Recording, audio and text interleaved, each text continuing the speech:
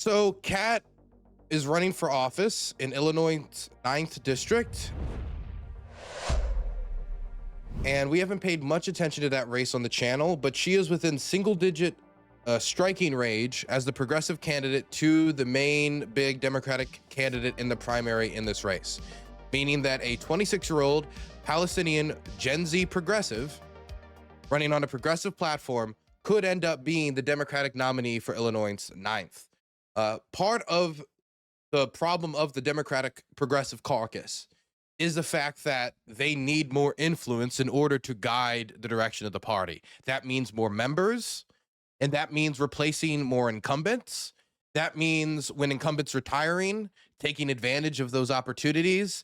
And that means focusing in on winning competitive Democratic Party primaries like this one, and then delivering their victory in the general, because the primary is just half the battle, right? And some blue districts, obviously, that's not going to be as much of a problem. But as we're going to see with tonight's race in Texas between Jasmine Crockett and Tellerico, winning the general is not for certain. Odds are whoever runs, whether it's Jasmine Crockett or Tellerico, they'll lose the general, whether it's John Cornyn or even Ken Paxton, who is seen as the more winnable candidate. But whoever is most winnable, running against someone like Paxton, which might be less electable, gives them a better chance. So these primaries end up mattering quite a lot, not only for whether a Democrat does or does not win the seat, but the direction of the party as a whole.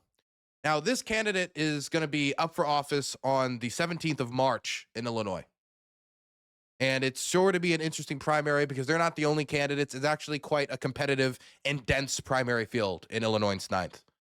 But that's not what we're talking about today. What we're talking about today is the fact that her advisor sent an email around somehow, and it got leaked. It somehow got leaked that he was describing her as an interventionist, right? And that description of her as an interventionist scared some people. And like, oh my gosh, what's her positions? It seems, oh my God, what does she think on Ukraine? What does she think on Taiwan? And she clarified, after saying that advisor was not with the campaign anymore, that her position on Taiwan and Ukraine was that she supported Taiwan's right to self-determination, believed that the United States had a role to sell them weapons for their own self-defense. They are obviously threatened by the most populous country on the planet, by one of the most powerful countries on the planet. And that country is actively saying, we're going to get you, we're going to get you, we're going to get you, in no uncertain terms.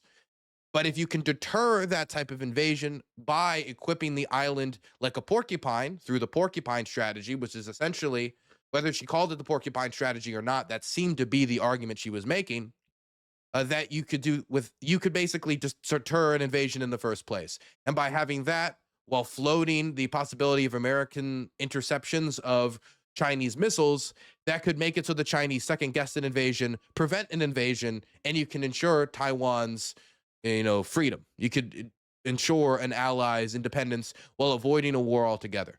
Her other position on Ukraine was to continue to support Ukraine with aid, and that Ukrainians ultimately should make decisions about the future of their own country and territory. That was really her only position. That was it. That's honestly, when I would say on Ukraine, her position is, while she is in favor of Ukraine, says she's in favor of Ukraine, she's open about that fact. It's not particularly hawkish or particularly aggressive. I would say that the fact that she's not saying, oh, give up this land or give up that land, or, oh, maybe we should make them do this. I would say that she is more principled when it comes to this idea of self-determination, but it does not show any indication of her being particularly aggressive on the matter.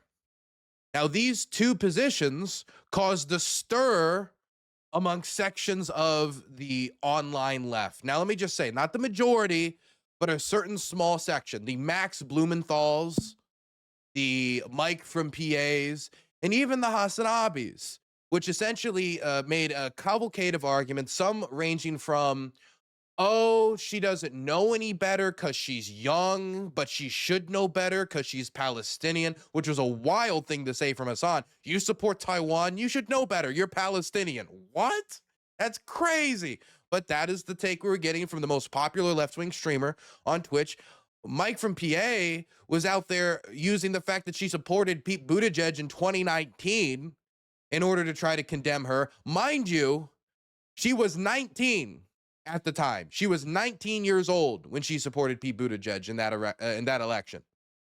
So at the same time, if we were to make it comparable for Mike, when he was 19, I mean, it was after he was 19, when he was older than 19, he ran as a Republican for office. So if her being 19 supporting a Democrat in a primary at the age of 19 is enough to disqualify her in your eyes, then maybe you running as a Republican when you were older than her, not voting for a Democrat in a primary, running as a Republican, following in your mom's footsteps, maybe that would be something that would be disqualifying for me to even have to hear your opinion on the matter if you're going to be hypocritical when talking to other people, using other people's youth and inexperience. Oh, they're 19. Let's go after them when they were 19. While also excusing, oh, I might have been a right winger in the past, but that was then. This is different now.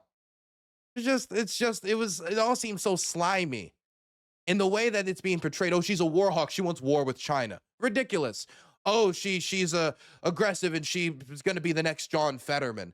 Just like a whole load of nonsense. You know what? There were more genuine questions about her candidacy. The fact that it was only a few years ago until she moved to Illinois. Those are going to be the type of questions that are going to actually probably bother constituents on whether or not they will or will not vote for her. Right? There's going to be questions about her youth.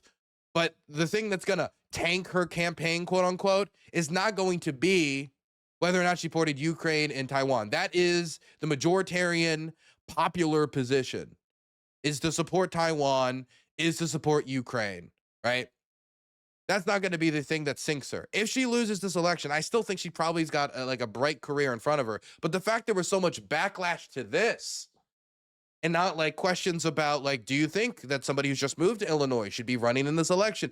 It just seemed like, how can you be so disconnected from what is going to ultimately motivate the voters in Illinois 9 to actually go or not go with her? Like, I'm sure foreign policy will matter, but it just seems like what we focused in on not only shows the hollowness and moral bankruptcy of much of the online left, or at least a significant section of the online left when dealing with the issues of Taiwan and Ukraine self-determination, but also their lack of focus about what actually matters to people on the ground. Anyway, I wanted to watch an interview that was done by Breaking Points, which, reported on, of course, the leak of that interventionist email, because they interviewed her for a good 40 minutes. I mean, they talked to her about foreign policy as if she was going to be like the next Secretary of State. That's how I read a good section of this interview. But let's watch it, because I mean, I've been open about the fact that I don't think Crystal really observes foreign policy very deeply. Ryan, I think he does. I can give Ryan, I disagree with Ryan on a significant amount, but I think that Ryan looks into it a lot deeper from his time at The Intercept. I think he at least observes it deeper. I might disagree with his conclusions, but I think he observes it deeper. So I want to check this out. I want to check out this interview, because that's a lie. I don't really. It's my birthday. In fact, I should be able to choose that I'm not going to, but enough of you guys messaged me this that I would feel bad if I didn't watch it. So this morning, we are talking to Illinois congressional candidate for the 9th Congressional District, Kat Abu-Ghazala. She is running in a Democratic primary right now, and we wanted to talk to her specifically about foreign policy. Kat, welcome. Great to see you. Great to see you too. Yeah, of course. So just to give people a little bit of sort of context and backstory here, Ryan was able to get his hands on an email that had been sent from a campaign advisor to you, who I understand is no longer with the team, that represented a number of your views that people had questions about because they found some of those views relatively surprising. So we figured, rather than trying to parse secondhand from an advisor who's no longer with the team anymore, we would just speak to you directly about these things. So glad to have you today. Thanks so much. Yeah, of course. So I actually wanted to start with an issue that wasn't in that letter. We'll get to the letter in a minute, but that is top of mind for people, which is the Iran war. So the first question is just, what do you think about the Iran war? Do you support or oppose it, and why?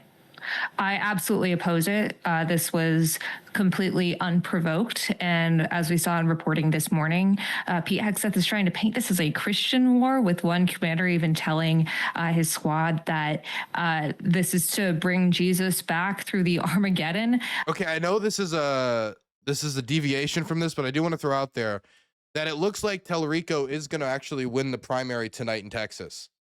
I'm looking at the results right now and the information and what's coming in. and he has an early lead, a strong early lead. Right now, the Vote Hub win-cast is 99. It's all the way on Tallarico's side. It says he's the clear favorite. Of course, we haven't gotten all of the votes in from the east of Texas, which is where there's a lot of black constituency, and Jasmine Crockett performs very, very, very well with black voters. So I'm not gonna like say it's 100% over, but it clearly looks like Tallarico has a very, very good chance of winning from the early results that are coming in. Okay, continuing. This is a violation of international law. It's disgusting, and it's on Congress to pass a war powers resolution. This is also another impeachable offense for Trump. Absolutely oppose it, and I'm just... Bob, thank you for the $5. Appreciate that. Couldn't be more disgusted.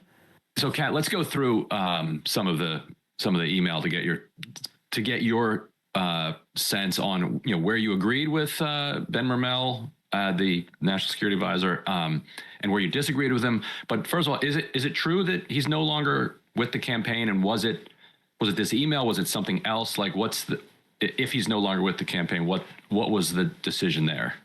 Yeah, let's start with Ben. So Ben was helping us write some policy on everything from animal rights to our Free and Sovereign Palestine page. He actually offered to resign the second the story broke, because we have 2 weeks till Election Day, and he didn't want the story to be about him. He wanted to support the campaign, and it was a mutual decision, mainly because this was communication that was not passed by the campaign. It was not approved by the campaign. I would not have used such aggressive language, and there were some characterizations in there that I actively disagree with. But I also take umbrage with some of the characterizations I've seen of Ben, and I do want to clear this up right now. Sure. First off, I have seen people try to paint him as anti-Palestine, and that couldn't be further from the truth. Ben actually grew up in an Orthodox Jewish family and has lost many of his personal relationships, his family, his friends, his community, for standing up for Palestinian dignity. He and I have spent hours articulating our right to return policy, which of course is very personal to myself and my family, because we're Palestinian. He has consistently, actually, when he was at the GW encampment, I was also at the GW encampment. He was characterized as attending a pro-Israel counter-protest there.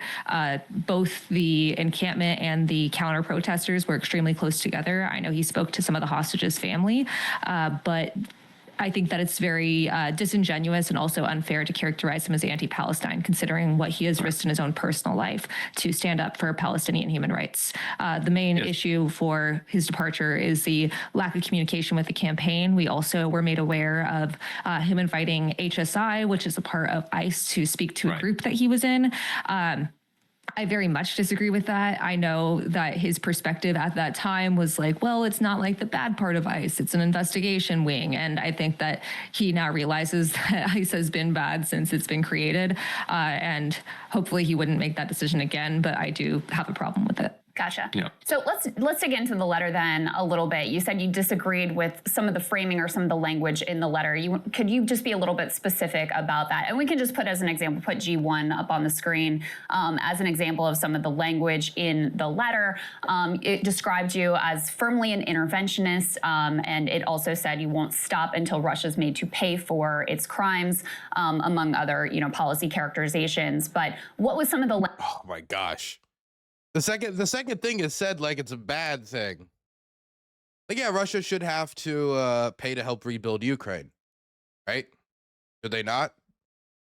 Like, if there was an activist saying, I believe Israel should have to pay for part of rebuilding, like, would this get this type of critique from Breaking Points? If they said Israel should have to pay for some rebuilding of Gaza or rebuilding in the West Bank, or like rebuilding of, if somebody said they have to pay, or that they have to like dismantle some settlements that are illegally occupied, and until that like would it get like, oh my gosh, dun dun dun, dun dun dun dun dun? Like this is like the leading, this is the lead. This is the scary statement. This is the, oh my God, really? Like firmly an interventionist, I can understand how that doesn't accurately portray her values, but won't stop until Russia is made to pay for its crimes. Is that really, if we replace the word Israel in this, would this have gotten a drop site headline? Would that have been included in the drop site headline? Probably not. Language in there that you felt was not reflective of the views that you hold. Well, those two quotes specifically are probably where I'd start. Won't stop until Russia is made to pay for its crimes seems vague and aggressive, but firmly an interventionist, I would very much disagree with. First off, I would not describe myself, and I've never described myself as an interventionist. When it comes to Ukraine and when it comes to anywhere in the world, including the United States' own actions, I am anti-war of aggression, anti-invasion, anti-crimes against humanity. And I think one thing that email didn't capture is how we need to exhaust all diplomatic options for humane foreign policy, and that any sort of military aid would be an absolute last resort. Also not captured there is talking about how paying for arms to Ukraine to protect itself from invasion should be paid for through seizing Russian oligarch assets, which has been a proposed solution in countries in Europe and is one I believe that we should enact here. I can already feel the response she's going to get. That's the correct answer, by the way. And that's more detail on the answer than others have given. There's going to be a problem of how you get the Europeans, like the Belgians specifically, on board with seizing the assets so you could have enough funds that the Russians would end up paying the lion's share for the remainder of the war and being able to get the resources to Ukraine that they need in order to rebuild, because the odds of getting the Russians to actually pay reparations is incredibly, incredibly slim unless there is a massive change of a massive change in the state of affairs. But what I really want to lead with is humane foreign policy. I'm endorsed by Peace Action, which is the world's largest grassroots peace network. But I can already see the response is going to be, what? We're going to seize their assets? That's aggressive. The people are going to, oh my God. And for the first time ever, you're going to hear the leftists asking questions about, like, what if that scares off investors, right? It's not a question when a millionaire's tax or a billionaire's tax or a wealth tax or a vacant properties tax or any of those fucking taxes. But when it comes to the people actively going boom to the kids, actively blowing up electrical infrastructure, trying to freeze grandmas, blowing up Holocaust survivors, it's like, oh no, I mean, we don't want to scare off investors. I swear to God, I've seen that rhetoric a lot. Like the idea that it'll spook the investors away from us, from some leftists. A lot of it is they don't want to escalate it. But I don't think that seizing the assets to help the nation being invaded, rebuild, or defend itself is escalating any further from the point that we're already at the largest war in Europe since World War II. What are they going to do? Make it an even larger war? What's their repercussion for it? Like, really, legitimately. So I have a weird belief that I'm going to probably get some pushback from Ryan here, because I think you probably have the chops more than Crystal Wolf for this. But this is a good take. It's just, I think it's going to get some response. Firmly believe that in my ideal United States, we are leading with public diplomacy. We are ensuring the reinstitution and also expansion of USAID and issuing reparations to the global South, especially in the focus of infrastructure and renewable energy. These are things that I think we should be focusing on, and deterrence is its own subject, but I do not describe myself as an interventionist. The two main things that people picked up on here were the Russia-Ukraine policy and then kind of China-Taiwan. So, I mean, let's do Russia-Ukraine first. So rather than get into what the email says is your policy, tell us what your policy is. Do you believe that, as the memo says, that... Oh, we're not going to talk about seizing the assets. I really thought he was going to, but I guess not. The U.S. should arm Ukraine until basically every square foot of Ukrainian land is taken back from Russia. How do you see this ending? Yeah, I mean, I want to be realistic here. I'm not sure that there is a world right now. Is that how we frame the question? Okay. Now where Ukraine gets every square foot of land that Russia has illegally seized. But there is a way that we can get Ukraine to a position where they have equal footing or an advantage at the bargaining table. I mean, part of the reason that this has been so costly for both states and for every state that is siding with either one is that there wasn't firm enough policy to demonstrate that this would be a costly affair, both in human life and in dollars. So the effort of arming Ukraine needs to be rooted in the idea of getting to a negotiating table where they are able to fight for their own self-determination, and then also politically recognizing illegally seized land as still part of Ukraine. So one specific question there. That was a good response. I mean, you can always give more detail, but I mean, you also don't want to get lost in the specifics and nuance that I'd probably get lost in. In the war, there's reports that Ukraine and Russia were actually pretty close to a deal. Oh my God, can she just not have a mouth? Can she just not talk ever? I'm sorry, man. I'm sorry, dude. Look, I don't have too much of a problem with Ryan Grip. I obviously disagree with Ryan on things, right? But I think The Intercept does good work. I think he has done good work. I disagree with him on things. That is what it is. I don't think Crystal should talk.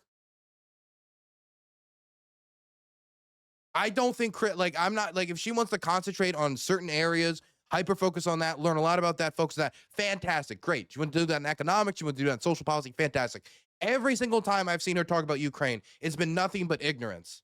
I remember watching her like when the Kursk incursion happened, when the Ukrainians crossed the border and moved into Kursk, she was out there saying that if it wasn't for the United States providing them the air cover to do this by when we gave them all those jets, then they wouldn't be able to pull off this operation. She's just like, it's like a cartoon in her head. It's like America gave them jets, which we didn't. And then the jets gave them the power boost to like cross the border. No, I feel rage because I was like there. I wasn't there in the incursion. I was, oh God, I tried, but the Chechens didn't end up working out. Okay. I'll get better Chechens next time. But I interviewed people who were there. I filmed across the border. I filmed shelling across the border into Russia. I talked to the mayors and stuff across the border. Like, I talked to these people. The way the incursion happened was the Ukrainians slowly and secretly moved troops into the region, many of them observing their movements and foliage and like wearing civilian clothes sometimes, like on off hours, to not just make it look, wow, that's a lot of pixel uniforms gathering up in this location. Oh, as well as intelligence, like trying to guide the Russians in other directions, until eventually they jammed the border. They dropped a bunch of jammers across the border to jam communications, slammed the border with artillery, crossed it with the 22nd and a bunch of other places, took it and kept moving. Air power was used, but the thing that got the Kursk incursion to happen was surprise, was speed, was drones, was jamming, was camouflage. Like, these are all the things that got the Kursk incursion. But in her head, she, like, all of this is like too much. That's way too much effort. When you're doing when you got to cover all of the world's events, you're not going to fucking go out there and talk to those people. And you're not going to, go out there and research like actually why the Kursk incursion happened. So you just connect the headlines you saw in your head. Oh, I remember I read an article somewhere, or at least saw a headline that said that America did something to give Ukraine jets. So in her head, it becomes America gave Ukraine jets, even though it was America said that other countries could re-export jets that we given them. So it's more us continuing to show our military industrial dominance among our allies, saying, fine, you can give your planes to Ukraine, right? Very different than the way that she portrayed it. But because of that boost, that new power, they're able to cross the border. That's the way I see her talk about the war, and that's why I get frustrated, where she's just connecting the puzzle pieces she has, whether or not the pieces fit together. And once again, here we are. I remember at the start of the war, Boris Johnson, he walked up to Mr. Zelensky, and he said, Mr. Zelensky, I hear you want to do the peace. Yes, I was about to call Putin. And Putin, the guy who started the war and wanted the war and wrote essays about how Ukraine has to be a part of Russia and has never accepted any compromise. I was thinking that I was about to go call him and accept all the conditions. No. Boris Johnson picks up the phone, throws it out the fucking window. How dare you? How dare you consider peace? You are a Western pawn. You are us to be moved around the board.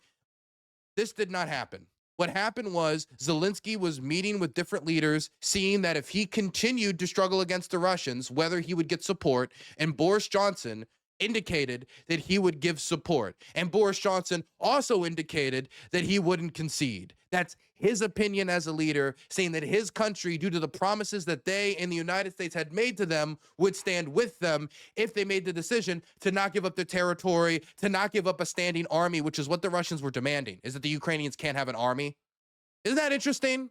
That doesn't get mentioned when we say, oh, we were close to a peace. Yeah, the reason we were close and we didn't get a peace deal is because one of the biggest demands was no army for Ukraine. They don't get an army to defend themselves. No tanks, no artillery. They have to limit all these to very, very minimal numbers, smaller than the amounts that actually stopped the Russians from taking Kiev. So get rid of the force that stopped the Russians from taking Kiev is their ask after they failed to take Kiev. Does that not sound like the dumbest thing to do? Does that not sound like a robber asking you to give away your bullets after you shoot his two buddies and he's the last one left standing? Isn't that what it sounds like? But instead of that getting mentioned, what gets mentioned by the American left? Not Ukraine, the aggressed upon imperialized state, is being asked to disarm itself, but we're going to give all the extension in the world to the Iranians, of course. No. It was the West came in and told them to fight, and we dragged the war along. That's the shaping and the framing of these negotiations. This is why I don't like Crystal. It's all framing. It's all extremely partisan. She puts together whatever pieces she has, whether or not they fit. This is why I don't think Crystal should speak. Sorry, I won't freak out about Crystal anymore. It's just immediately the first question she asks is, at the start of the war, it could have been avoided if the West didn't. Come on. Early in the war, there's reports that Ukraine and Russia were actually pretty close to a deal, and that deal. There has been extensive reporting on this since then, giving the finer details of this. This is literally just either a lack of due diligence or not caring, just not refreshing like her information, or she just did not care to do the due diligence to begin with. Would have involved, Russia taking some land, Crimea, probably parts of eastern Ukraine, and the U.S. and the UK. That's it, guys. That's the only part of the deal. They get Crimea and some parts of eastern Ukraine. That community there. Can we talk that way about West Bank? Oh yeah, just Israel gets a few more little ragtag olive trees. No, that'd be offensive. It'd be a little, but whatever. And then misses the entire part of the negotiation that tanked it. How can she speak about, reports say, if she didn't read the reports that indicate that the reason that the negotiations failed was because the Ukrainians didn't want to get rid of their army after successfully stopping the Russians from taking Kiev? A country, after attacked twice in a decade, does not disarm itself in response. That makes no sense. They intervened to stop that diplomacy and to continue the war. So do you think that was the right move for the U.S. to intervene at that point and continue arming Ukraine and sort of block that potential diplomatic solution? Do you think that was the right decision, or do you think that was the wrong call at that point? I mean, personally, I think that historically appeasement has not been shown to be an effective solution to invasion, but I also firmly, when it comes to foreign policy, my leading principle is the idea of self-determination. And I think in that moment, it should have been up to the people of Ukraine to decide where they wanted to reach a peace deal. But once again, that's leading in self-determination. I'm not sure the exact call I would have made in that moment, because frankly, I'm not under bombings right now, and it's much different when you are in that position. I don't think it should be the United States and any other country's role to force any country to decide what decision to make. I mean, what if my portrayal of the negotiations between the United States as we're bombing the country? What if my portrayal was, we were trying to negotiate a deal with the Iranians, and all the United States asked them to do is stop shooting people on the street. And I just leave out, no atomic civilian program. You have to hand over all the enriched material to the United States. You got no ballistic missile program. I just leave out all these finer details. And I just the only demand was stop shooting your own people. It's somebody would get pretty perturbed at that. She drives by these issues. These issues are drive-bys to her. She just comes by, prays a little bit on the issue, then goes off, right? And maybe we'll swing back around to Ukraine when it's relevant again in a few months, right? So there's no way for me not to be frustrated here. So I should probably just get over it. Its own self-determination. So the war has lasted longer than World War I at this point. It has created a generational crisis of demography for Ukraine. Yes. As I'm sure you've seen, if you watch, there are countless videos going around of basically, gangs of Ukrainian government officials snatching fairly elderly people off the street Average age of a draftee is going to be between like something like 42, 43 years old. There's older than that. There's younger than that. My good friend just got drafted. He's like roughly my age. The rough age is like in your 40s. I don't know if I would describe 40s as elderly, but I would say that, like, you know, if you're in your 40s, you're getting up there. That's above typically when people join the armed forces, definitely in the United States, because Ukraine and Russia have completely different demographic curves. In Russia, the majority of their men that are joining up are in their 40s too, or going into their 50s if you're talking about a lot of the volunteers during the end of 2024 going into 2025. The average age of the volunteer was 50 at one point. I don't know if that is the case now, but it's still like, you know, both countries post-Soviet Union, once the Soviet Union collapsed and all the economic issues that were neglected for so long, combined with shock therapy, you know, crashed into the economy. It created a slump in births for both the Russians and the Ukrainians, which is why on both sides you see such a prevalence of older fighters. You know, pushing them into vans, driving them to the front. A lot of Ukrainian men have left for other parts of Europe. If it's that difficult for the Ukrainian government to force its own people to go to the front lines and die in this war, why do we believe that we should then continue pushing them to go there? Doesn't that say something about their lack of interest in pursuing this war if they have to be forced at gunpoint to go die for this? And so at what Russia also has suffered, you know, many tens of thousands, probably perhaps hundreds of thousands of casualties. Why does at what point does it become a cost that is like accepted? Ryan Grimm's response to the Baltimore draft riots during the Civil War would have been, you know, why can't there be two Americas? Why can't, I mean, you know, if it's what is it worth it?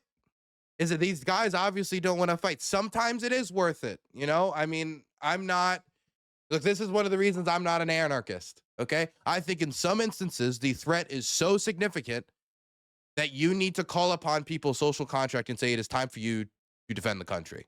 It is time for you to be the barrier between your family and everyone else and the entire society.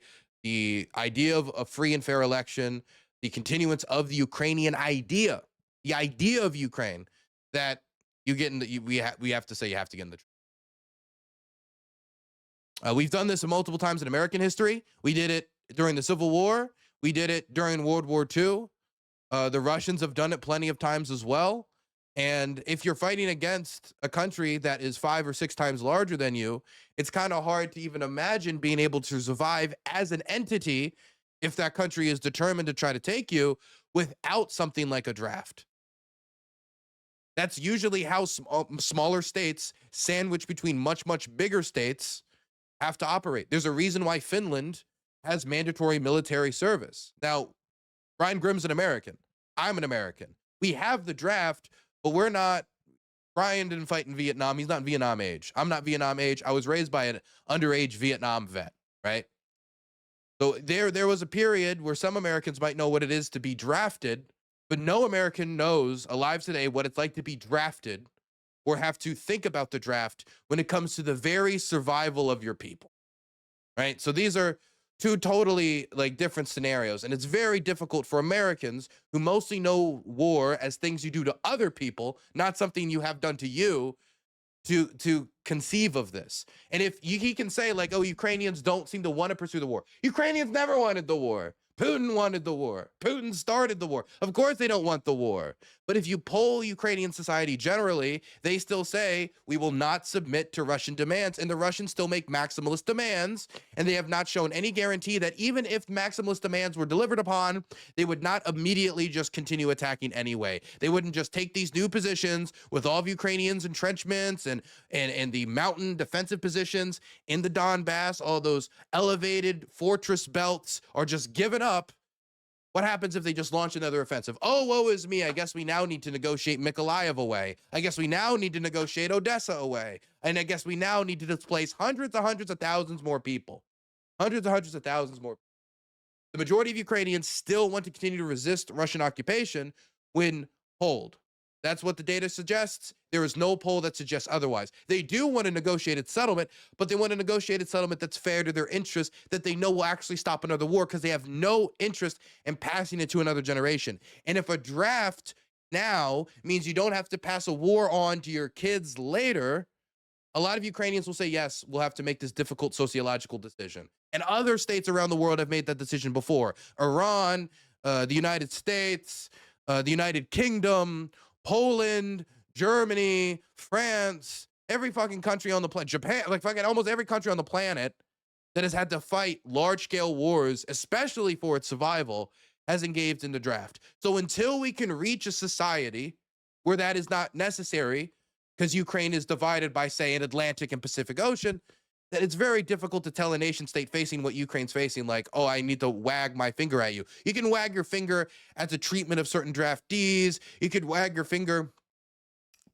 problems with the pay structure. You can wag your finger when it comes to the performance of certain commanders.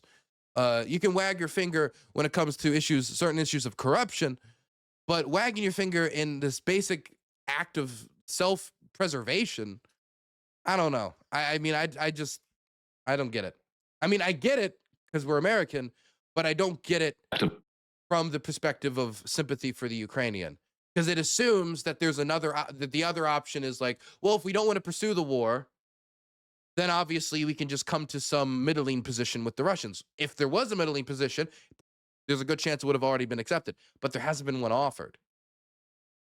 To the United States, what you said, you want them to bear a cost so that they don't do it again. Haven't they borne that cost at this point, or what would the cost be? I'm sorry, I don't know when I said that. I was mentioning that this war has been costly, and that's, okay.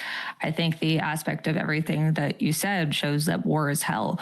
I do think Russia should continue to bear a cost. I think the sanctions should go on past when the war ends. And this is something that could only be removed with time and making sure that, the adherence to whatever agreement is made is adhered to. No, I think that there should be some time where they have to deal with the fact that they got themselves in this hole and this is their problem. I mean, they're the ones that started the largest war in Europe since World War II. There should be very big consequences that Russian society has to reckon with. If there aren't, then why wouldn't they again? Some people might say, oh, well, why the Russians would ever engage in a war like this again after all the problems they've run into? That's what they did after Finland. That's what they've done many other times in Russian history. And right now they have a massive expanding drone program to train children and younger people between the ages of like 14 and 18 on how to engage in drone warfare. They're training another generation of Russian warriors to engage in the future wars of the Russian Empire. Whether that will come to fruition, the idea that, oh my God, well, come on, this was so painful for them, so costly for them, they would never again. I think, you're assuming that your moral structure is easily applicable to the leadership of the Russian Federation or the people who make the decisions on whether they go to war or don't.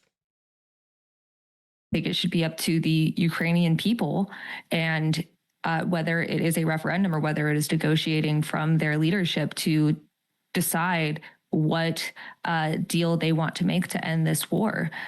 But once again, invasion is not okay. It's not okay when the United States does it. How would the It's Ukrainian not okay people when Russia express does that it. sense of self-determination? There aren't elections, and when they are asked to go to the front lines, they resist. That's just kind of lying. I mean, there are Ukrainians that are asked to draft. They're drafted and they go. Like, there are Ukrainians that leave. There are Ukrainians that hide, and there's Ukrainians that go and fight. There are Ukrainians that draft dodge and the Ukrainians that don't draft dodge. The idea that, oh, the Ukrainians are asked to fight and they all run away. They all run away. If that was the case, then the front line wouldn't be the front line, would it? The front line would be outside of Kiev or Mykolaiv or Kharkiv. They'd be fighting over Kharkiv city center if what he was saying is true. Since Russia, again, is the largest country in the world, it's not like they don't have men to attack. So there are people that are still holding. There are other people that are replacing old soldiers. It's a question if there's enough of them, but the idea that they're all running away and that's the case, and on, no. But secondly, the idea of how do they express it? You have polling data. You can judge the sentiment of Ukrainian society through polling data. You can look at Ukrainian social media. You can go talk to Ukrainians. You know, the Kiev Sociological Institute has a lot of data you can on Ukrainian public opinion right now. You can also listen to the Ukrainian opposition, which have their own opinions about elections. But also, it's not like an election is completely indefinitely suspended. There's been a lot of discussion about when when open firing ceases, if an election would take place. But I mean, it's not like if they had an election, any of the basic equation would change, because I think the hope is for some people is that there's an election, the Ukrainians elect somebody else, and that somebody else says, oh, we were so foolish, we should give up more. But I don't think that is honestly likely. I think there's a good chance that you would end up electing somebody that'd be more aggressive than Zelensky. Maybe you'd get somebody that could compromise somewhat more than Zelensky would be willing to. But to where the Russian position is right now, no, I don't believe so. So I think elections are, something that the Ukrainian people should obviously have, but the idea that they would particularly impact the outcome of the war, I find that very debatable. That's part of the problem, ensuring that there are ways to have, like, I know that war is difficult, but I do think that there is more role for democracy to play here. But at the same time, I just need to stress that invasion and wars of aggression are not okay. It's not okay when the US does it. It's not okay when Russia does it. And appeasement historically is not the answer or the instant salve to an invader as we'd like to hope it would be. And then how do you balance this? And this will tie into your Taiwan policy.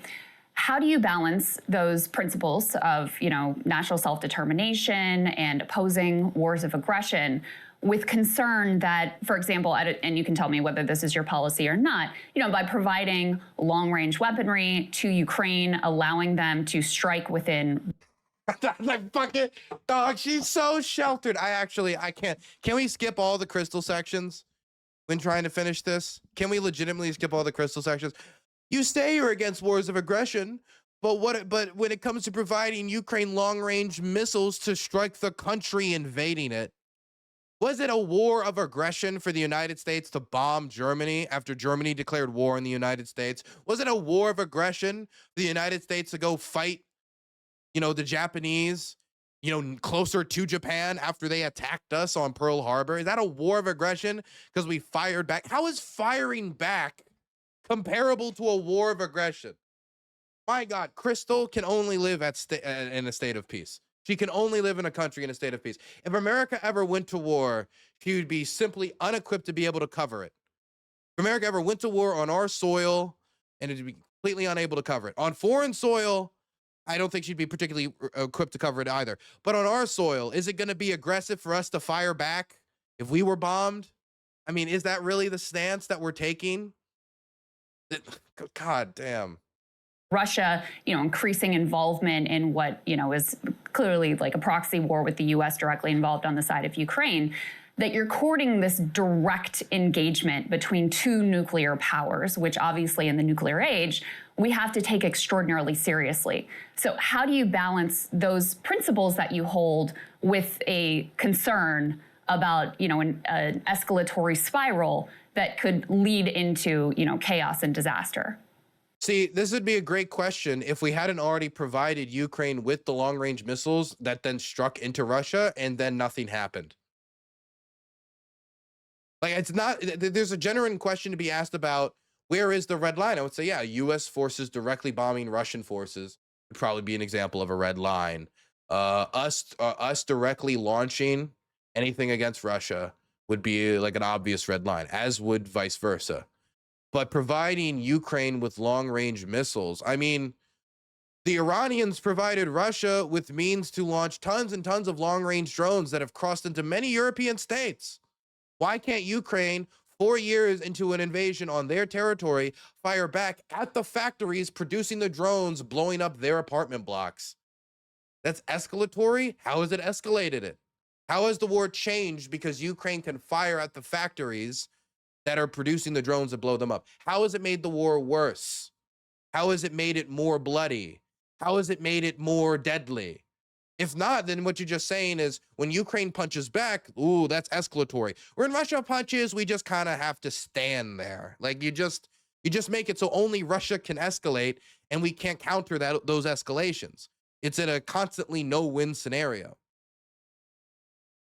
Yeah, I think that this is one of those issues that in our modern diplomatic age, it's like there's no black and white. But I think the main thing here is that Putin doesn't just want to stop. I really wish that, I think Kat is doing the best she can, but I don't think she was ready for like, so Putin went up the giant beanstalk to get the big peace deal, but then Hillary Clinton and the devious Boris Johnson came and cut down the beanstalk, and Putin felt like fairy tale land of like the Boris Johnson deals, like oh my gosh, the escalation of the long range strikes, which didn't lead to anything. It's just it feels like we're talking about two different wars. With part of Ukraine. That is not his plan. He will continue to take more and more. We saw this after 2014. The fact that he invaded Ukraine once again in a war of aggression shows that his goal is not just for one piece of the country or even just that country. We risk even greater conflict, not just between as like a proxy war, which in my own values, I don't want to see, or I would not want to support Ukraine in that respect, but in a way of self-determination. But it would be, in that case, you would have even more countries that are directly drawn into this conflict, raising the stakes of possible nuclear war or possible conflict between superpowers. I also think, for me, nuclear disarmament is a huge priority and something that I would want to champion in Congress, especially in a post-Trump world. On the question of 24, if that's an issue you care about, then abandoning a country that gave up its atomic arsenal specifically so we can have more peace of mind about atomic weapons, only to say, sorry, we have to sell you out for that same peace of mind about atomic weapons. Not only does it undermine nuclear nonproliferation, it's also unprincipled. In Congress, especially. Actually, a better word would be snakish. In a post-Trump world. On the question of 2014, do you think the U.S. played a role in instigating by pushing NATO closer and closer, the active support for the Maidan uprising? What would have changed if we didn't have active support for Maidan? If we didn't actively support, if Maidan happens with or without us, and I think the idea that we were the reason Maidan happened, I think is superfluous. It's not provable. It's taken away a lot of autonomy from Ukraine. We place a lot of self-importance on ourselves as Americans. We're the ones that got rid of Mohammad Mossadegh. We're the ones who did it. It wasn't the clerics. It wasn't all the local clerics. Our brilliant CIA operatives spreading fucking pamphlets around was the one who took it. Like a lot of times, sometimes it is us. Other times I think we gas ourselves up. Maidan happened because the president of the country said that we were going to get involved in a European Union plan that would allow trade and visa-free travel. And then in the middle of the night, after Vladimir Putin cut off trade across the border, which in the Budapest Memorandum, he threatened to they said they would never, ever do that. They would never use trade in a coercive manner in this way against Ukraine. And then they do it.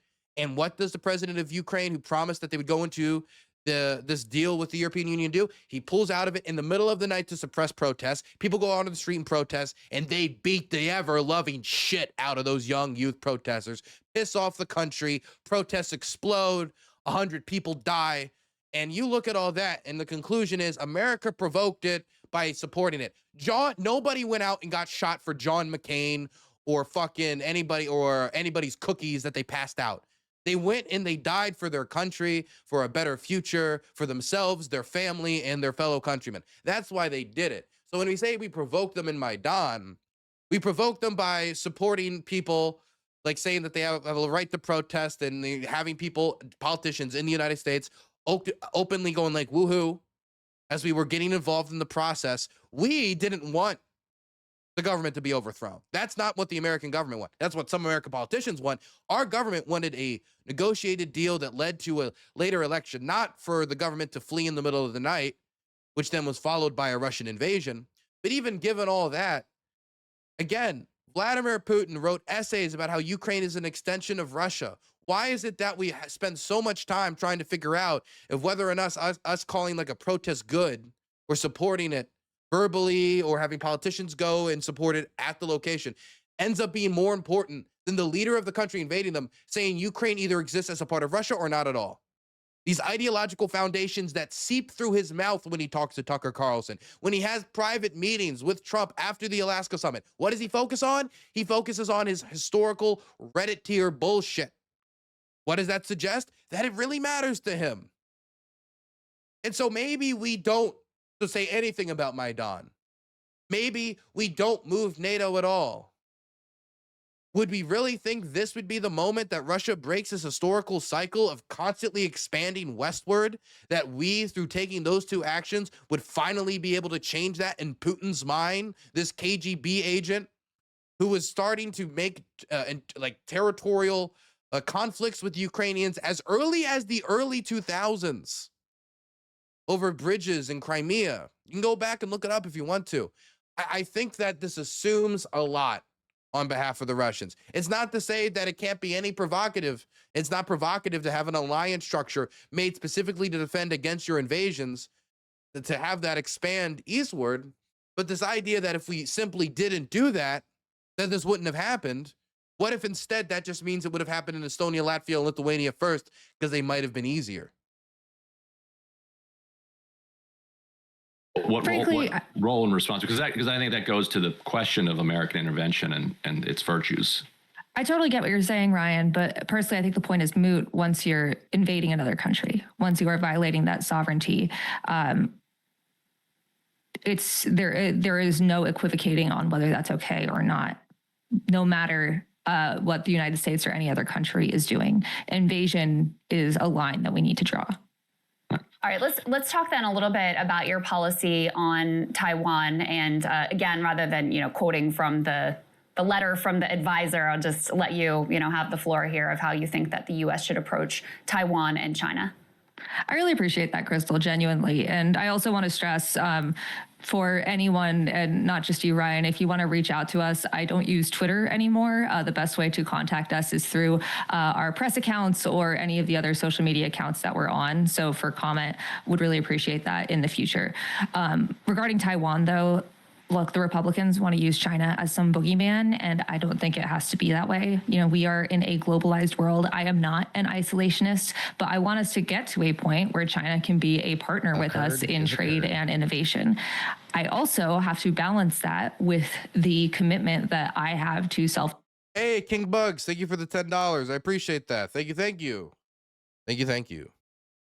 Determination and to promises that we have made in the past. Regarding Taiwan, I think one thing this email didn't get clear was the fact that any sort of military aid to Taiwan is an absolute last resort, not just after diplomatic options have been exhausted, but after we exhaust the diplomatic options after that. We need to be reinvesting in diplomacy between Taiwan and China, between Taiwan and the U.S., and the U.S. and China.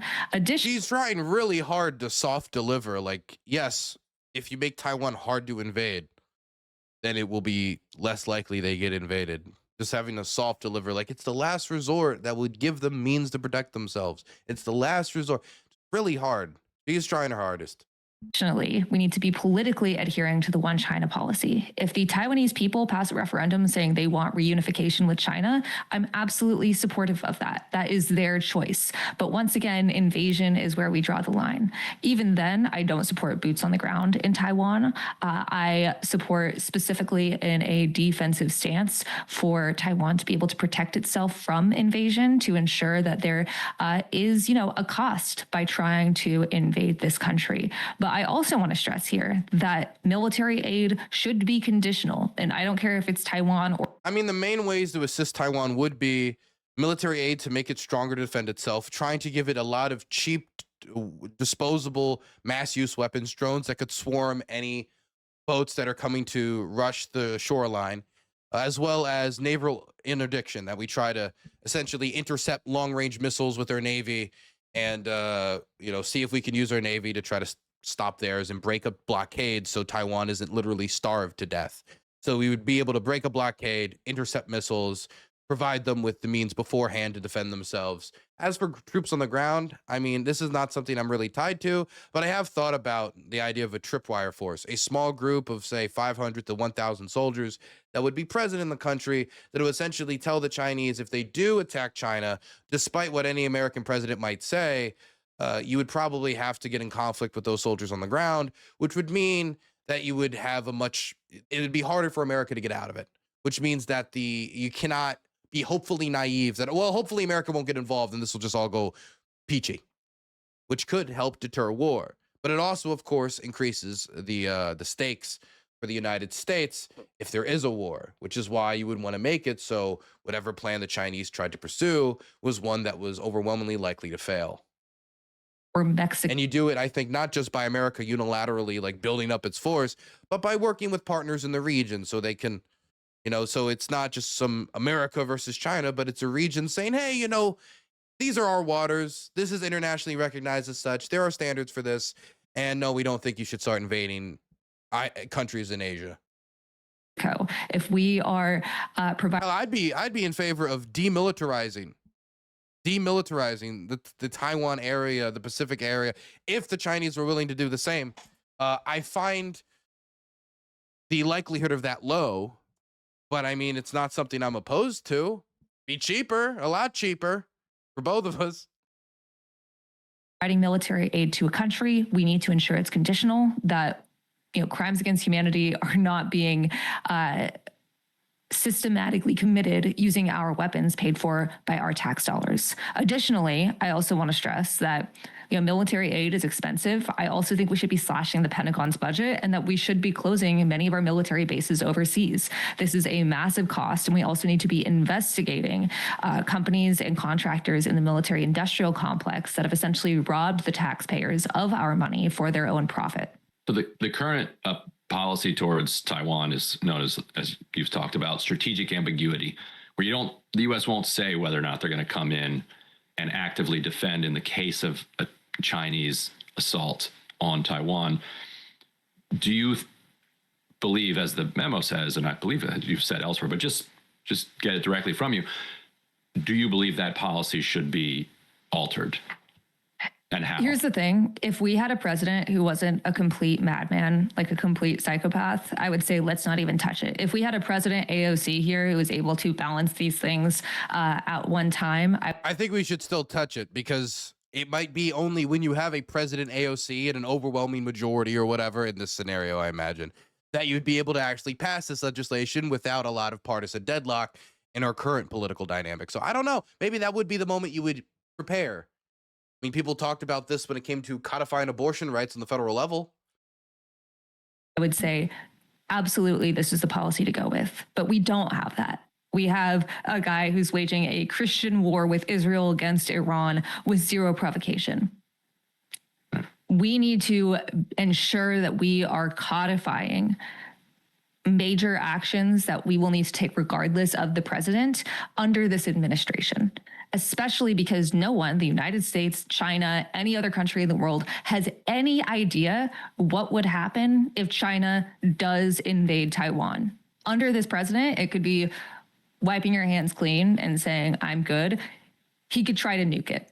We have no idea. By codifying a response, we can ensure that there is that deterrence for more diplomatic solutions, which once again is the main thing. The last thing I want is war with China. But Trump is a madman, and we have no idea his response to anything on the foreign or domestic stage. This is why it's controversial to broach the subject at all, but why I did so. Just one quick follow-up. So just to make sure I understand what you're saying. So because Trump is a madman, you want to codify that the U.S. will definitely respond militarily if China moves on Taiwan. Will provide military aid to Taiwan if asked to defend itself from an invasion. That military aid, of course, being conditional. Okay, there's a few things here. Number one, it makes sense to want to give military aid to a country in order to deter war. Number two, if you wanted to give them military aid, you'd have to give them before the war, not as the war starts, because the Chinese, one of the first things they're going to do if they try to invade Taiwan is they're going to try to surround the island and blockade it. So unless you are going to break the blockade and then deliver the munitions, It will always be safer to sign these weapons deals in advance as the Chinese escalate their capacity to invade and take over the island.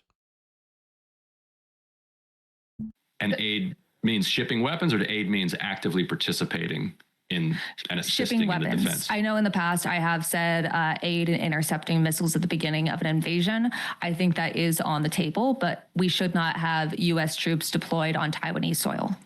You know, obviously the concern is that if you move away from strategic ambiguity, which is meant to, I don't know what we do, to enforcing this hard line and saying, you know, we will respond, we will defend Taiwan, that would in fact provoke a direct conflict with China. And again, gets to the, you know, the same concern about a direct conflict with Russia. Obviously, nuclear-armed superpower, incredibly capable at this point in terms of their military and technology. So what gives you the confidence that drawing that harder line is not going to actually escalate the conflict with China?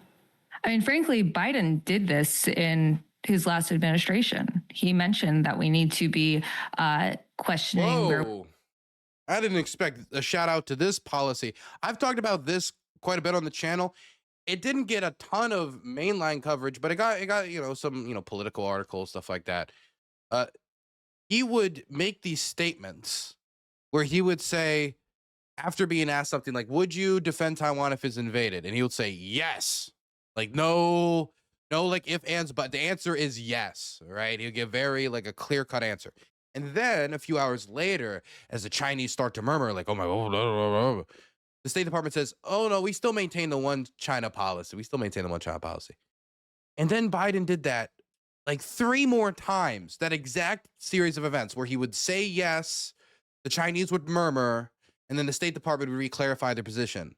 It seemed like strategic semi-ambiguity. That's what it seemed like to me. It seemed like allowing a passageway by which the Chinese could continue to say that it was ambiguous while making it seemingly less and less ambiguous with each statement, despite the walkbacks by the State Department that would seem to add ambiguity. Now, you could say, oh, is that just Joe Biden fading out? Is that just Joe Biden making his private position public on accident or something? Like, you don't know. It could be, but he did it so many times, and he did it through the breadth of his administration, that it leads me to believe that there was definitely conscious decision-making behind that. Once or twice, maybe. But when you do that 4 times, I find it very hard to believe that there wasn't some logic into like trying to create basically this impression that, you know, the odds of America participating and responding is quite significant. Creating a specter that will deter and scare off the Chinese from threatening global trade, from threatening a very expensive war, from threatening an invasion that might not succeed, especially if we continue to help Taiwanese capabilities.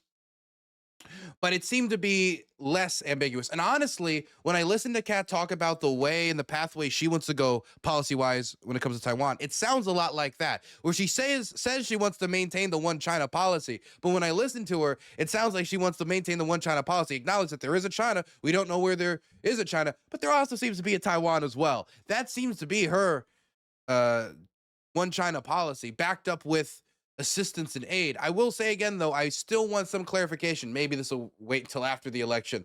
Would you get that aid to them before or after the invasion? Because if it's after the invasion, good luck airdropping that in. We stand on strategic ambiguity, and the response that China had was some angry op-eds on the mainland, but did not spark a full invasion into Taiwan. So on a more kind of philosophical level, to get to the heart of your kind of foreign policy approach, you do have a very deep and intuitive understanding of the problems with the military industrial complex, and also its willingness to like assist in a genocide in Gaza. So I'm just curious, how did you develop this comfort with using U.S. military support, intervention, and U.S. sanctions around the world? Like, one would expect, like, for somebody who has seen what the U.S. is capable of when it... Well, you would, as somebody who's seen that America can do bad on the world, you would think that you would want to do nothing on the world stage. That you would want to see genocides and invasions, atrocities done to nations that we've made stalwart commitments to, and say, that you as a progressive should be fighting at home, fighting aggressively for healthcare, aggressively for, redistribution of wealth from the wealthiest among us, but not against invasions. Ugh, fighting against that. EU, that's aesthetically not leftist. Stinks like a CIA fed. PU. It's like, come on, you can say, hey, there is a whole host of people who are interested in getting us involved in wars. Foreign lobbies, military contractors, different countries, members of diaspora within our own nation, political constituencies, different ideologues, people who do care, people who don't care. There's all sorts of people, the military-industrial complex included. And you can look at that equation of different people that want to get us involved in wars and make the conclusion that it is still in the best interest of our country, and it is moral for us to support our allies when they're illegally invaded by a country who says that their country doesn't even fucking exist, right? Oh, what gives you the right, after seeing what America did with the Batista regime, to think that we should support other countries getting invaded by countries that don't acknowledge the existence of their people?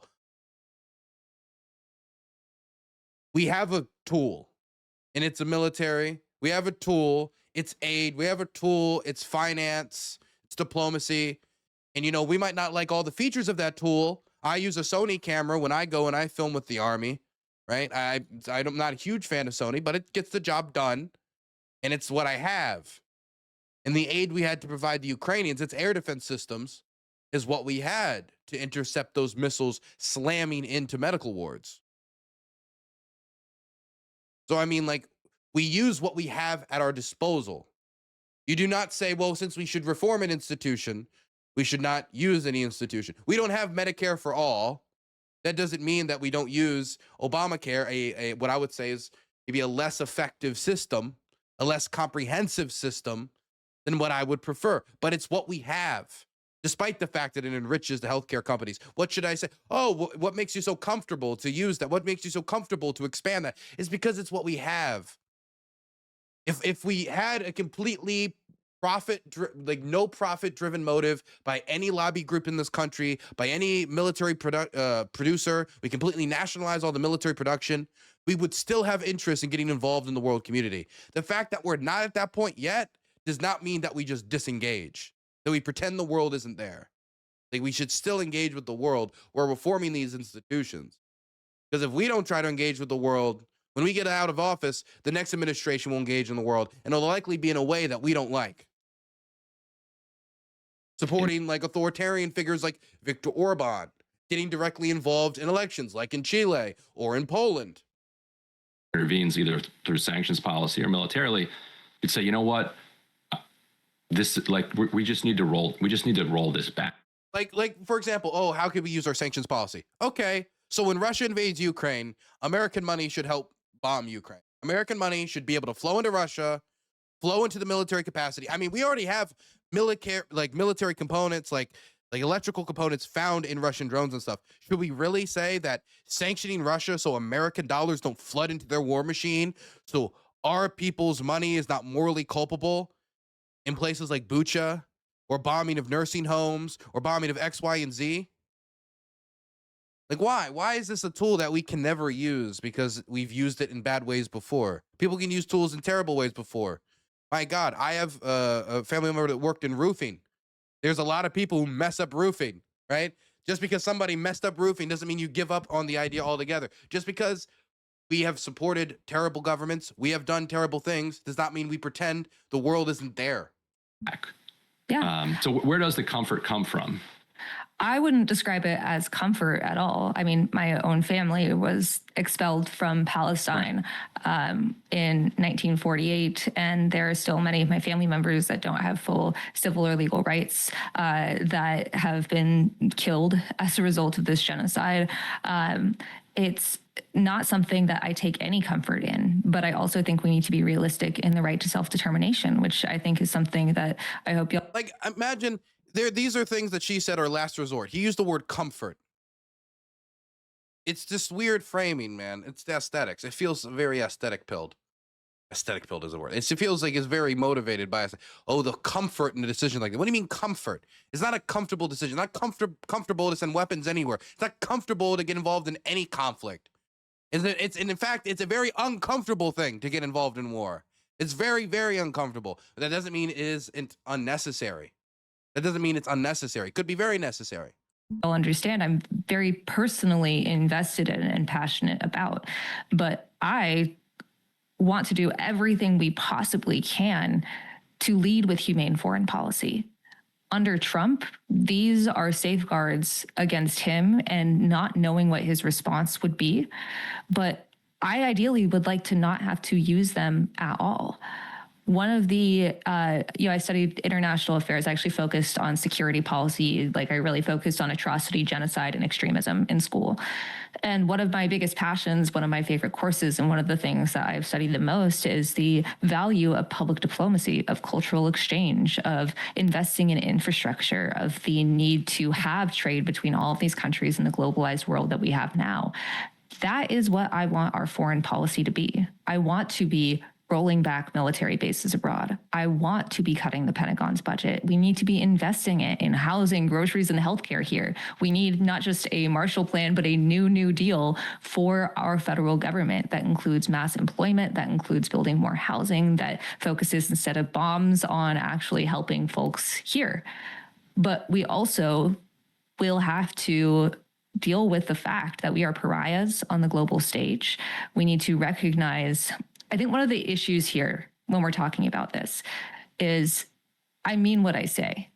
And that's not something you see a lot in politics, especially when it comes to military aid.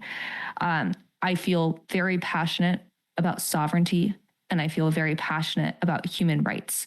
And that is part of why I am running for Congress in the first place. Yeah. I want to not just end the genocide in Gaza and in the West Bank, but also be working towards establishing Palestinian statehood and also ensuring that any solution there is negotiated by the people actually living there and not dictated by the United States.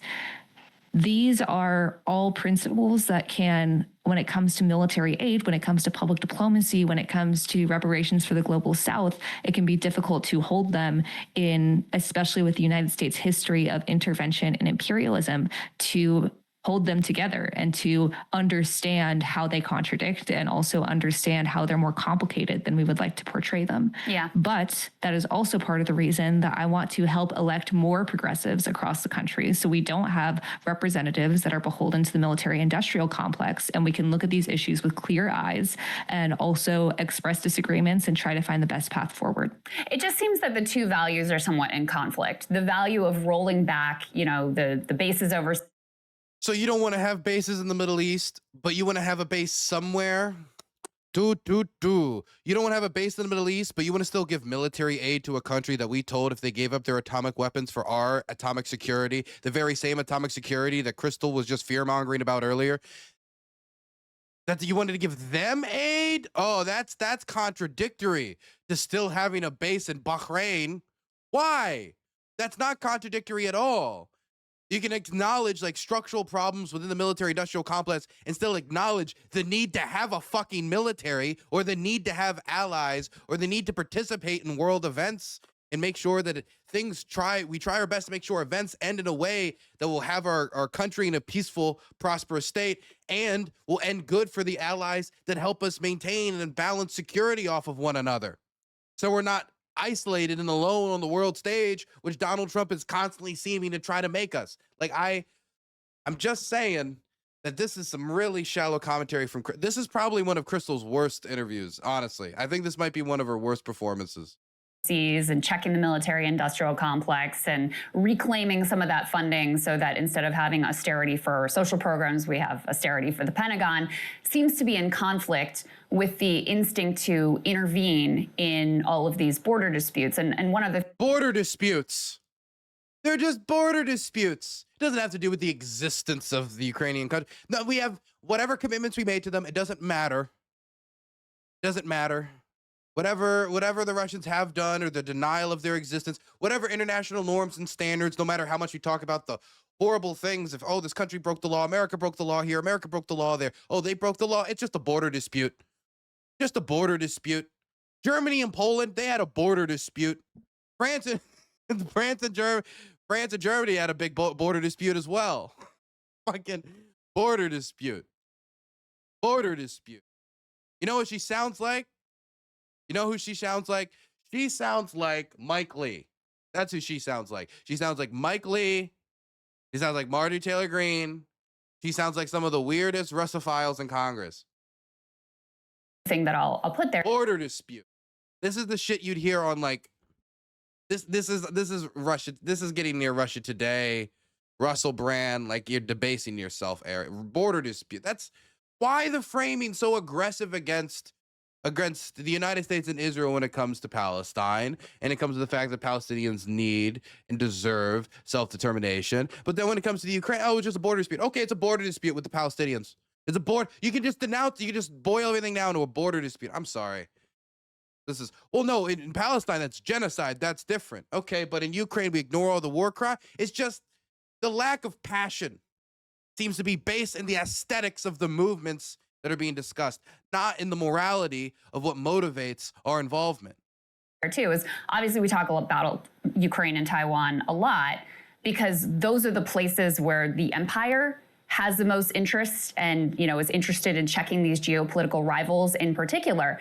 But there are dozens of border disputes around the world right now. So also, what is the limiting principle for where you would want the military engaged, where you would want us intervening, potentially covertly?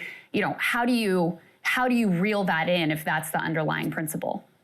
First off, I don't support like covert CIA coups. And I think this is something that we also need to ensure that we are holding people accountable for, that we are investigating. I just don't know how it's impossible for people to think, okay, so you don't want us to overthrow democratically elected governments, but you do want us to send guns to allies we committed to that are democratically elected who are being invaded by countries who don't believe their people have a right to exist?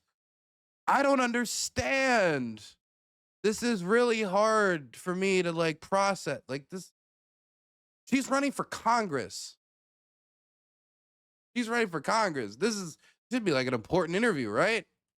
Like important. You're interviewing somebody who could have power. These types of interventions that we have made. There's other questions to be asking. There's questions about like, how do we know that this is where the interceptors are needed, or like how will we be able to both give Ukraine the means to defend themselves, while also giving Taiwan the means to defend themselves, while also giving people healthcare. How do we do all these things? And then she could talk about like, yeah, we could talk about tax policy. We could talk about XYZ. This would, you could at least get to the end state of like her policies instead of like engaging in like Boris Johnson fantasy. God, I'm sorry, man. Can we just do Ryan Grimm show? Can we get rid of breaking points and just do the Ryan Grimm show next time? These are things that I think we should be saying publicly and above board, or at least discussing publicly and above board, because that lack of transparency when it comes to any sort of intervention has been limited in the past. And when it comes to these two issues in particular, not only have we made a commitment, actually full stop, we have made a commitment. And I also want to stress that any sort of aid to these two states has to come with consent from those states. You are absolutely right, Crystal, of like, these are geopolitical rivals, but it also means that when they are doing an imperialism, when they are invading another country, they aren't necessarily in the right just because they're not the United States.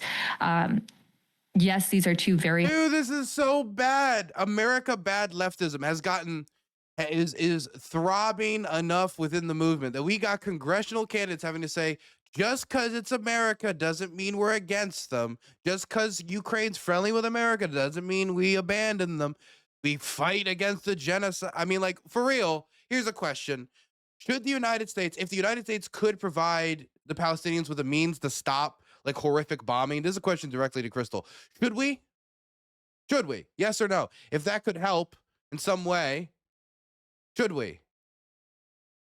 Like I think that if there's a means for us to help people and it's within, I'm not saying like within the current framework, like under Hamas, but under any circumstance, if we were able to provide Ukraine, the Palestinians with air defense system and make less civilians die, Why shouldn't we do that? Especially if we made commitments to those parties that we would do that exact thing if they were invaded. We got them to give up their atomic weapon. I mean, how is this not the type of like slimy businessman tactics that you would expect of Trump and like Trump University? Sure, give up your atomic weapons. We'll protect you. Sure, we'll protect them. Oh, you gave up your atomic weapons?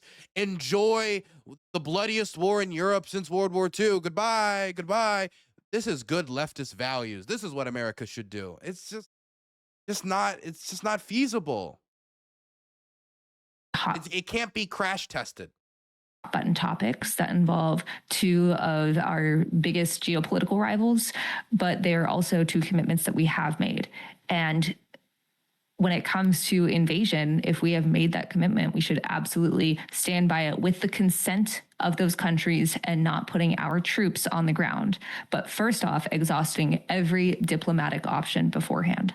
Are there any models for intervention, either diplomatic or military, that you would uplift as like, this is how it should be done, and this was actually effective at producing self-determination in the country where it was brought to? I'm actually going to go a little bit aside from that question to one of my favorite examples of public diplomacy that when I first heard like the first half of this, I was like, I don't know about that. And then by the end of it was on board with. So bear with me here.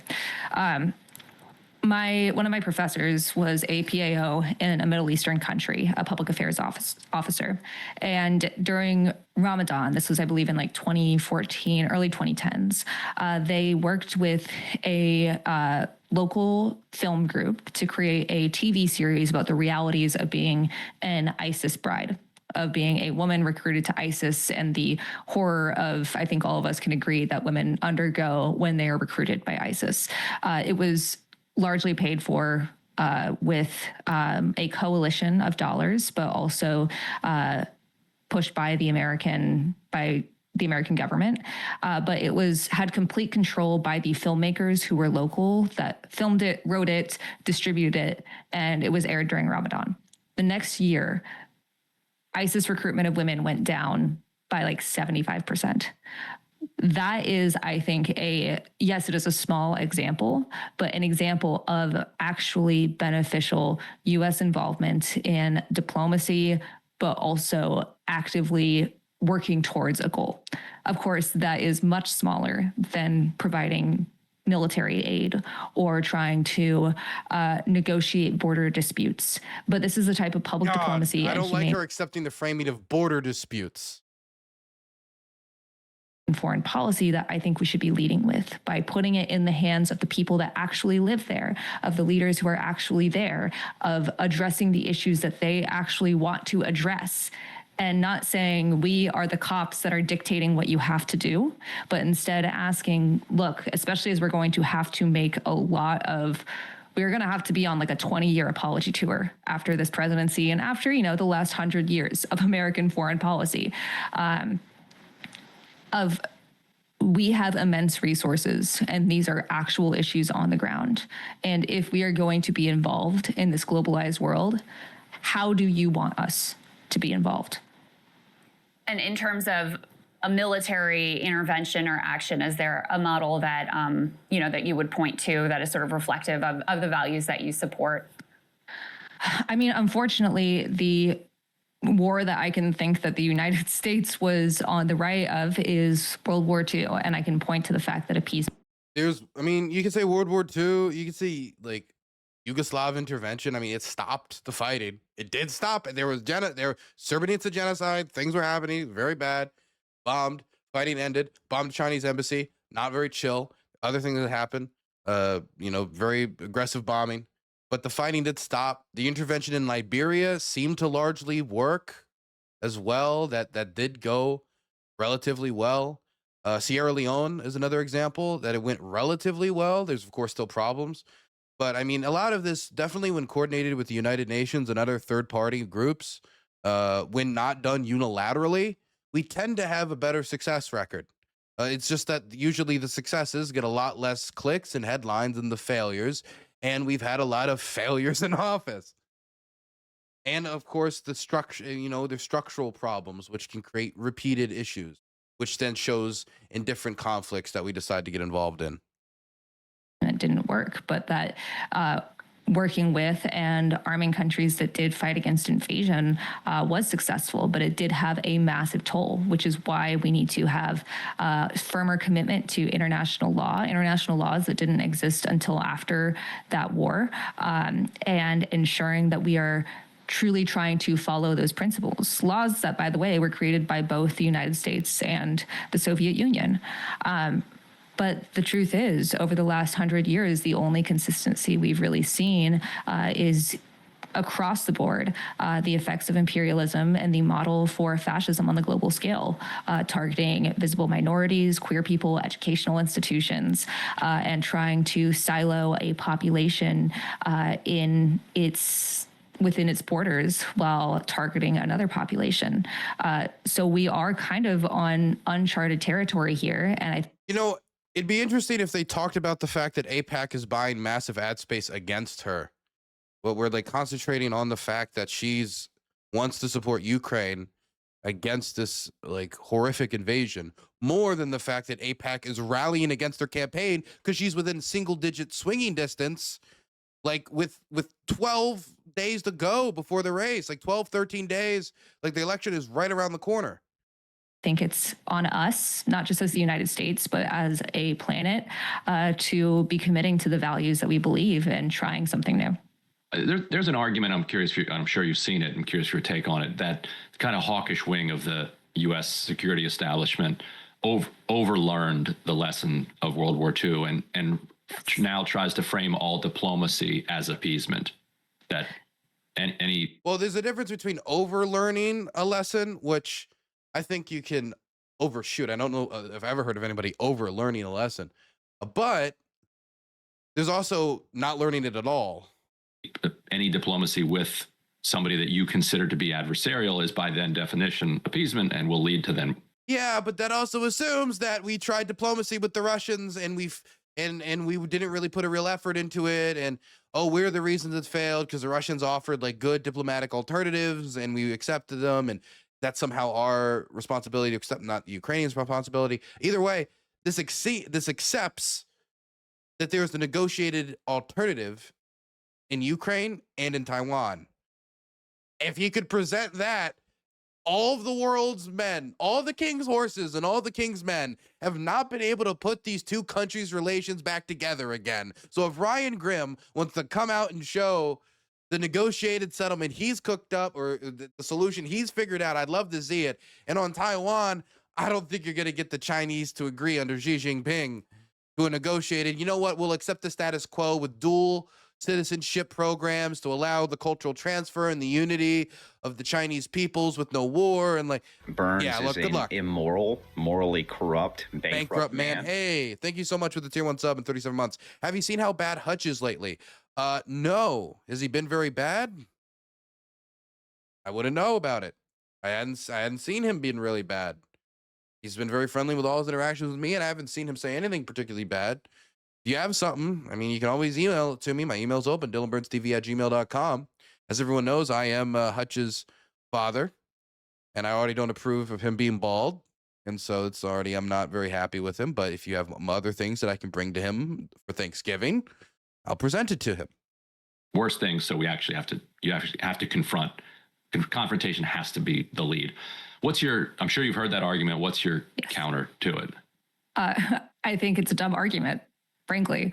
Like I said, a lot of American politicians on both sides want to paint China as a boogeyman. I think that we can be using deterrence not just as a way to stop an invasion.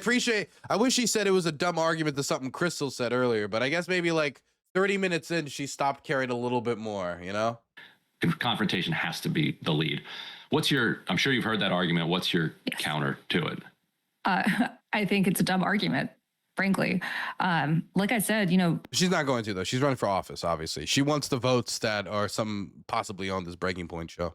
A lot of... If there are votes on it, I'm not convinced, but maybe. of American politicians on both sides want to paint China as a boogeyman. I think that we can be using deterrence not just as a way to stop an invasion of Taiwan, but also as a stopgap to build diplomatic relations between the U.S. and China. We live in a globalized world and we have to act like it. We have to be encouraging more trade relationships. We have to be encouraging investment in infrastructure and renewable energy. We have to be collaborating on innovation. And yeah, maybe that sounds Pollyanna-ish, but I don't care. I think that this is the future of our world. If we want to have any chance of surviving climate change, if we want to have any chance of surviving or not enduring a thermonuclear war, that collaboration and diplomacy is essential. And you'll have to do it with countries you like and countries you don't like. And I think that specific argument that you mentioned, especially by Warhawks, is frankly kind of idiotic. I would just go back to the example of Ukraine, because I think it illustrates some of the difficult choices here, where, very early on, there was a diplomatic effort, and we know kind of the contours of what that deal would have looked like. And it is a much better deal than what would likely be on the table. She doesn't know that. I'm done. I quit. I'm not watching any more of that. She doesn't know that. The deal was Ukraine basically gets no army that it could defend itself if Russia decided to invade again. All the deals that are being negotiated now, guess what? The deal that was negotiated at the time, they said Ukraine could have an army of 100,000 roughly, 100 to 150,000. Now, the last time I heard about a possibly negotiated military size, we're talking like 750,000, 650,000 to 1 million men. That is what 4 years of stalwart determination does when it comes to, okay, I guess we can't just tell the Ukrainians off and say no army for you, no sovereignty for you. I'm done with this, okay? It's my birthday. Okay, I don't want to have a brain aneurysm on my birthday. I've had enough seizures last year. I don't need one at the start of this year. Oh my God, man. You guys have a good one, but like this, like Crystal is, Crystal is probably, in my opinion, she is probably one of the worst commentators on the online left. Genuinely speaking. Like, I think she's worse than Hassan, like by like miles. Like, I actually think she's significantly worse than Hassan.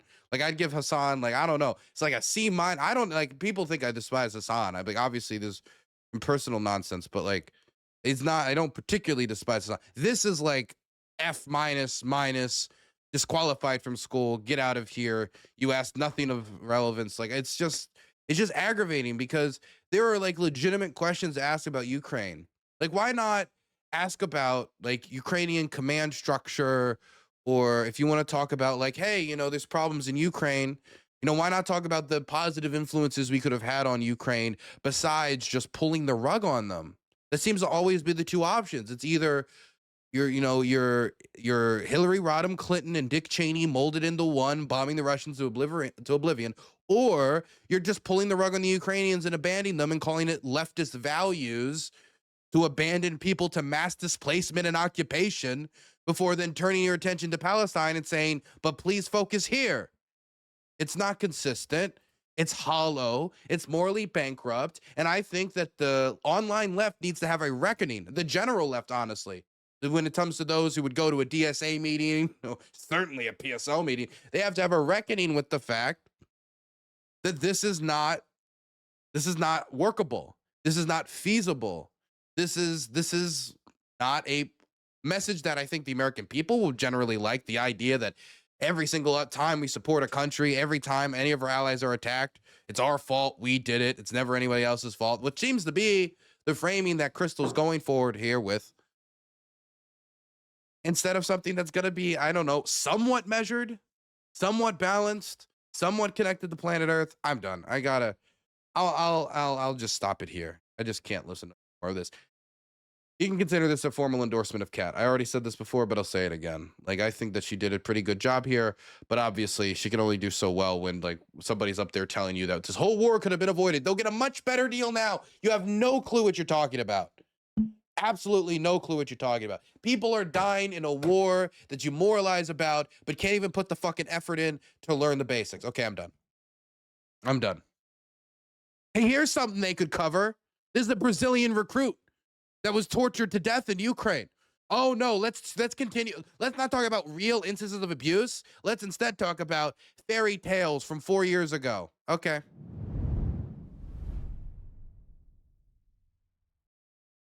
Ay, ay, ay.